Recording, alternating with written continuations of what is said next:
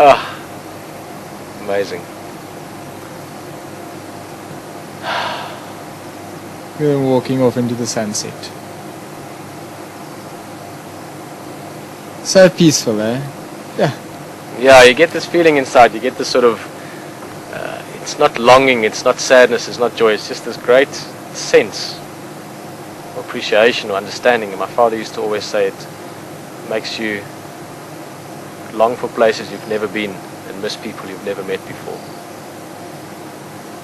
That's that feeling that you get now. Just sitting with these elephants, sunset time. More and more insects starting to make announcements for the night. A couple of francolins calling now and again. Get a bit closer to them again. We'll spend a bit We've been more. looking at the elephant the whole time. Look what's waiting for us down there on the other Whoa! side of the waterhole. Jan, have a look at that. And they've been here for a while. Trust me, looking at the way they're moving, they've been down here probably 5 or 10 minutes. Shows you, stunning, 2 white rhinos. Just let the game drivers know, I'm sure they're quite keen. All stations, also 2 in Kombi, nice relaxed at Gowrie Waterhole. Peter, look how he's scratching himself on, Yeah. on that log. Yeah, that feels good. Look at him. It's getting all that Gymnastic mud rhino. off. That is classic. It's amazing to watch things unfold around you. Don't you also find that something, you know, Peter, if you sit still for a while and just, you know, sit in one place and you sit and wait, the most amazing things come to you. Exactly. Very much so.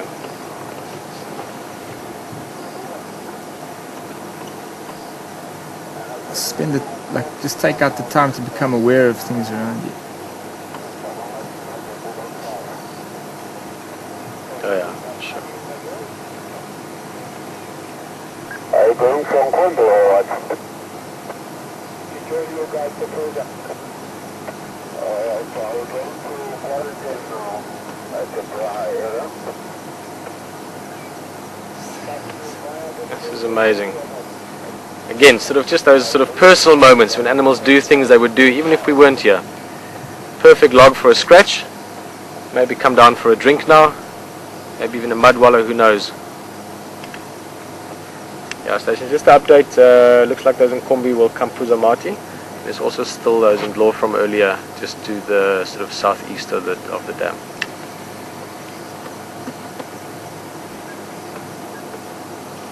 Ah, it looks enjoyable.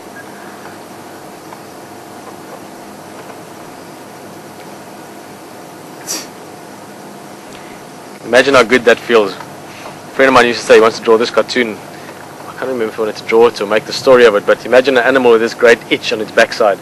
You just can't reach it with its horn or its foot, and it's walking and walking and walking, and there's nowhere. It's like a very desert-like grass plainy area where there's no tree trunks or no stumps or no rocks. Imagine like hours later you finally get to this log that's just perfectly angled to get to that little spot just under the leg that you couldn't reach the whole day, and you finally get to scratch it. Must feel good, eh? That must feel good. Guys, when last did we see rhinos drinking? Look at that perfect square mouth. These are both white rhinos, or also known as square-lipped rhinos. Just to keep you updated, Somali and them have just moved on slightly into the bush. They're still close to us. We can't see them actually from where we are. But for now, it's fantastic to see these 2 rhinos. Literally, like James says, we were just sitting here and they appeared. We need to start checking the marula trees again, James. No, we can just sit here the rest of the night. Yeah, we'll be here.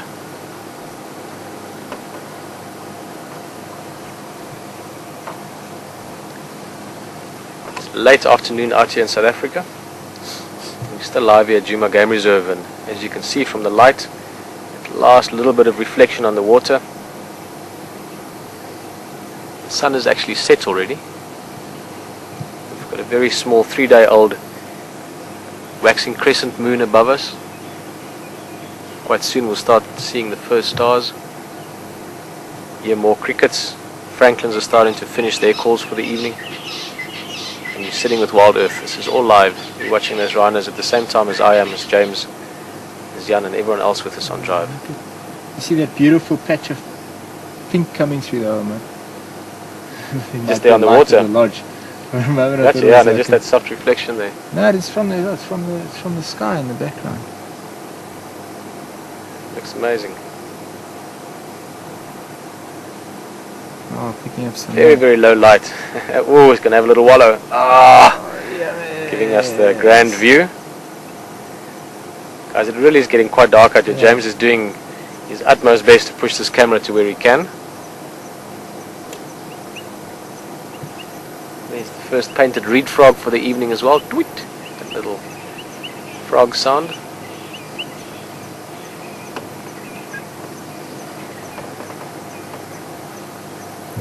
While he's having a little bit of a mud bath, his friend is still having a nice drink there in the water.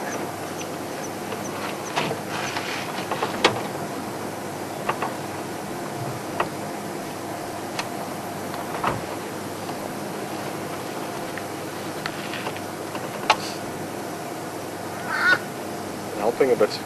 Just A little bit. and bounce it off the water.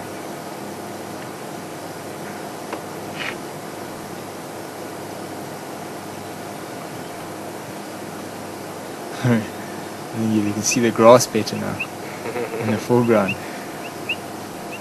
Good bit of horning the mud as well. Now again, various reasons. Oh, look at that. I would guess that this is probably a prospecting rhino. He's just looking at what minerals and stones might be under the mud. Just kidding. As you know, I'm not exactly known for having the funniest sense of humor, but maybe the driest out here. Basically what he's doing is just a little bit of a display for that younger bull, but more importantly is he's getting lots of mud onto that horn. Now, a rhino's horn is pretty much the same as your fingernails. It's keratin, it's hardened hair, and they need to look after it as well, otherwise they get split ends and broken nails and some kind of problems that we sometimes suffer with. So getting some mud onto it, and later on he'll go and rub that horn against a sturdy log, maybe even that log behind him. In that process he'll clean off all the dead bits and pieces and keep that horn nice and hard, healthy, clean and sharp. Yeah, what a stunning evening out here. You take away the light quickly? So can I reverse a little bit, huh? I reverse just about 2 meters, And get out the way of it. then we'll have a slightly better field of view and I might get more light in it. Yeah, that's good there, right there.